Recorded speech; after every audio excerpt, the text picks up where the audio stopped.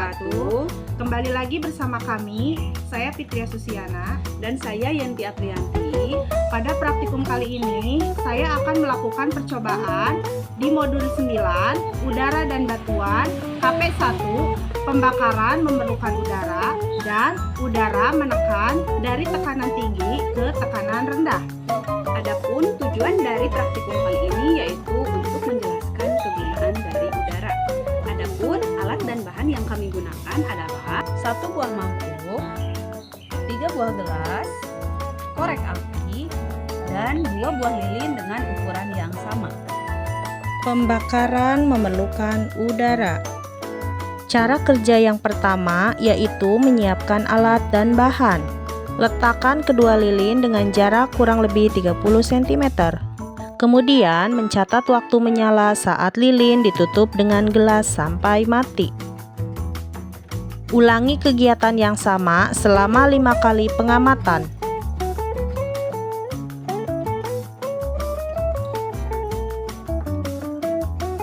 Udara menekan dari tekanan tinggi ke tekanan rendah.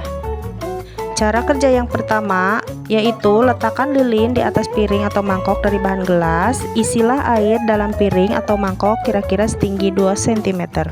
Selanjutnya, tutuplah lilin dengan gelas kaca. Amati nyala lilin dan permukaan air dalam gelas. Kemudian catatlah hasil pengamatannya. Selanjutnya, kita akan melakukan praktikum masih di modul 9, KP1, yaitu percobaan praktikum batuan. Adapun tujuannya yaitu untuk mengklasifikasikan batuan. Adapun alat dan bahannya yaitu beberapa macam batuan, palu, dan air aki.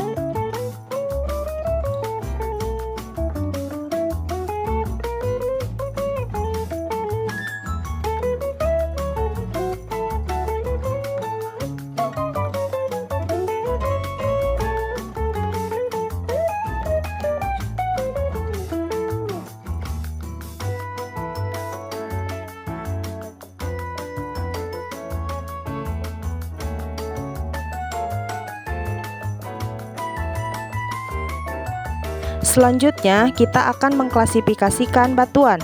Perhatikan gambar berikut dan contoh-contoh batuan yang tersedia di gambar tersebut. Di sini ada batu apung, obsidian, granit, basal, diorit, andesit, gabbro, dan liparit. Batuan beku. Batuan beku merupakan batuan yang terbentuk karena proses pembentuknya terjadi dari magma yang telah mengalami pendinginan atau pembekuan. Umumnya, batuan ini berada di dalam kerak bumi.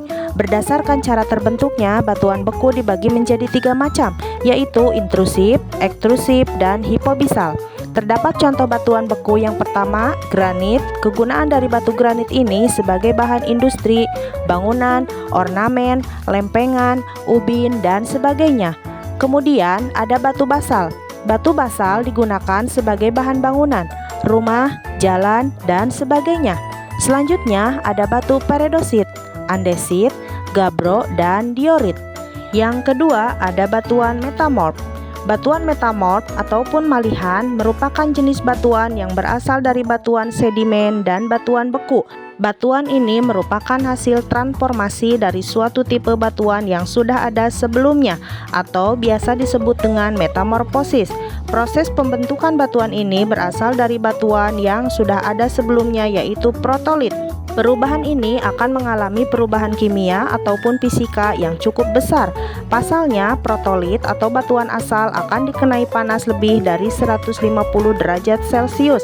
Di sini ada beberapa contoh batuan metamorf. Terdapat beberapa contoh batuan metamorf, diantaranya ada batu marmer.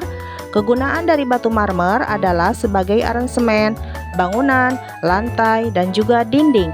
Contoh lainnya ada batu sabak, batu sekis, batu kuarsit, batu pilt, batu milonit, batu tanduk, dan batu genes. Selanjutnya adalah batuan sedimen. Batuan sedimen adalah jenis batuan yang terbentuk di atas permukaan bumi dan terjadi proses pembekuan pada suhu tekanan udara rendah. Batuan ini merupakan batuan yang sudah ada sebelumnya dan terkenal berbagai jenis pelapukan. Hasil dari proses pelapukan dan erosi tersebutlah mengendap di dalam cekungan dan menjadi satu. Seiring berjalannya waktu, kumpulan endapan tersebut menjadi sebuah batu yang baru. Berdasarkan proses pembentuknya, batuan sedimen dibedakan menjadi 4 jenis. Ada batuan sedimen klasik, batuan sedimen biokimia, batuan sedimen kimia, dan batuan sedimen vulkanik. Terdapat beberapa contoh batuan sedimen. Ada batu konglomerat. Batu ini kegunaannya adalah sebagai bahan-bahan bangunan. Contoh lain dari batuan sedimen ada batu rijang, batu breksi, batu gamping, batu lumpur, grewak, dan batu pasir.